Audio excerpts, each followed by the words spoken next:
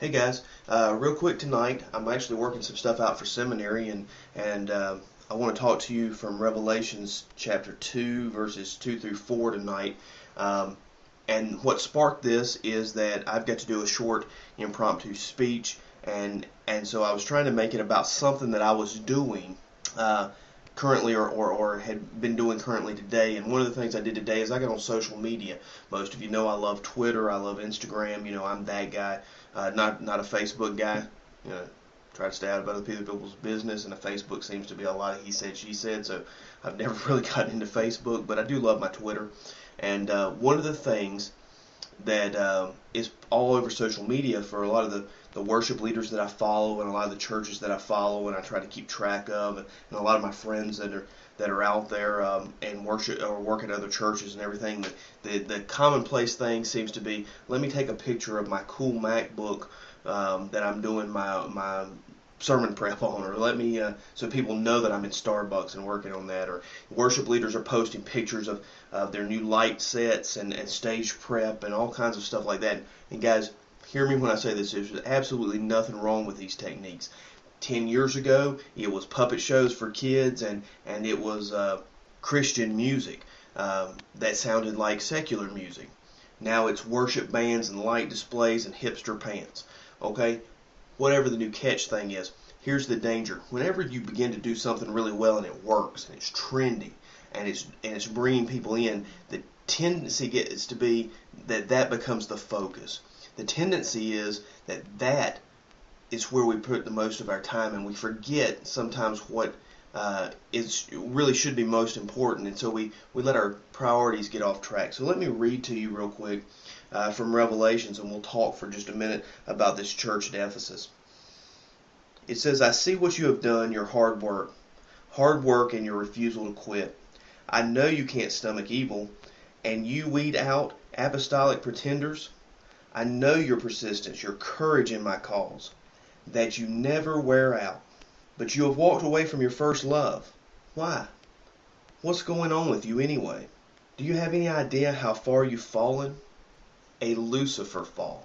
I want you to think about that for a minute. We all know that Lucifer was in heaven, decided that he really wanted to be God, basically, from all that I understand. We know that he was the worshiper. He was the one that was in charge of that kind of thing, and he fell from heaven because he took his eyes off of the first love, which was that of worshiping God. One thing that we're talking about with Ephesus here is that they've left their first love, and the Bible relates it to that Lucifer type of fall. Some of your translations will say, but I have this one thing against you, that you left your first love. Let's talk about the church at Ephesus and really how this whole thing lines up. Jesus is actually the one that we would accredit with the speaking here. John is writing this in the book of Revelation from the vision that he is having, in which Jesus is actually speaking. So Jesus prepares a letter for Ephesus through John, and as I mentioned, it's found in Revelations 2 through 4. He shares with them that he knows of their good deeds. Okay, but then he follows that up with the fact that they've lost their first love. Now, this is no Johnny-come-lately church. The church at Ephesus at this point has been going on for quite some time. It was founded by Paul. It was ministered to by Timothy, which was Paul's senior-most spiritual son, also by Apollos. It's reported to have been the place that Mary, the mother of Jesus, actually worshipped at. Supposedly John actually took her to Ephesus before he got exiled to the island, and that goes back into some really old church papers. And so take that with a grain of salt. I wouldn't use that as the basis for anything, but it is interesting to know that this is a very well-established church. Ephesus is a center of growth and trade and commerce, lying on great trade routes. This church is so powerful that in this city, they have changed so many lives that they've reduced the silver trade in the area and put the idol makers out of business. Now that's a church affecting the community. That's a church that's got involvement. That's a church that is going after it. When you are creating such an impact that you change the actual trade of a city and you cause entire areas of jobs to go out, completely out of business. That would be the equivalent of us moving into a area and you get a church moved into an area and all of a sudden the bars go out of business, the strip joints go out of business, and the casinos go out of business. I mean, this is a church that's on it, right? Scripture also tells us that they were converting people, but they were also discerning who were true apostles and who were not. This right from the lips of God. They were doing this, and they were doing this rightly so. Okay? So if the church at Ephesus says that you're legit, you're legit. If they say you're not, you're not. That type of discernment shows that they're doing things right. They know what they're looking for. Okay? So they're studied, they're learned in the Scriptures, and they're rightly dividing. Okay? But then Jesus says you've left your first love. Okay? The first love for all of us has to be the love of the relationship with Jesus. And how do churches communicate that? Churches communicate that love of Jesus by the fact that every time the church comes together, we assume that not everybody that's there is saved.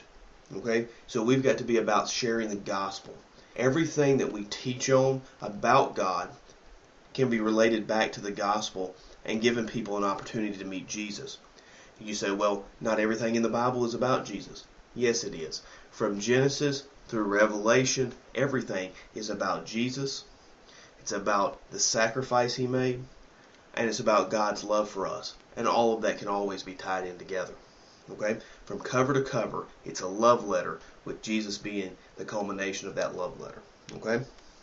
Now, the other thing that we do is that we begin to mature in that personal relationship. And when we begin to mature in that personal relationship, we begin to tell other people about it. And we begin to disciple other people.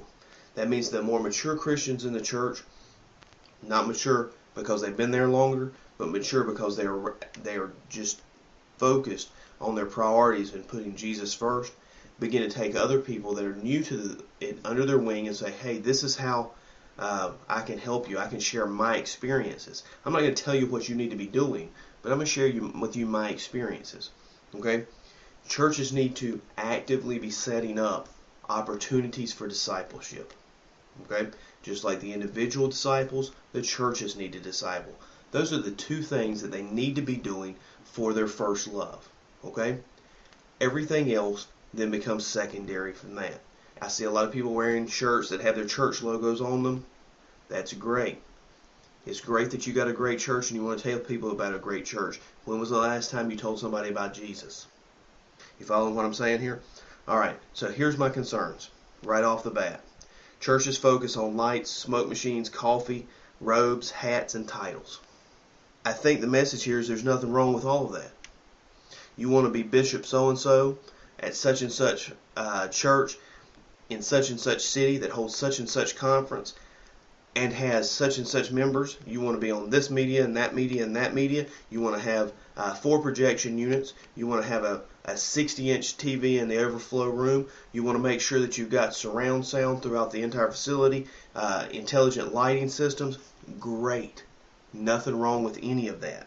But if we forget that Jesus is what matters and what people need most, then we leave our first love. Never forget the whole reason we hold church is to worship the one that took us from death to life. And when we do that, the best way to worship Him is to give others a chance to meet Him. Because you can sing songs. You can get 50 people to sing songs. You can get 1,000 to sing songs. But the Bible tells us that when one person crosses from life or from death to life, when one person is saved, all of heaven rejoices. So if you can get that one person to come to Jesus instead of having 100 people singing a chorus, you've got a chorus of angels shouting. So remember the first love, because the first love is Jesus, and He's what's most important. That's all I got for you guys tonight. I appreciate you taking the time to listen. And as always, until we get a chance to talk again, may God bless you and keep you.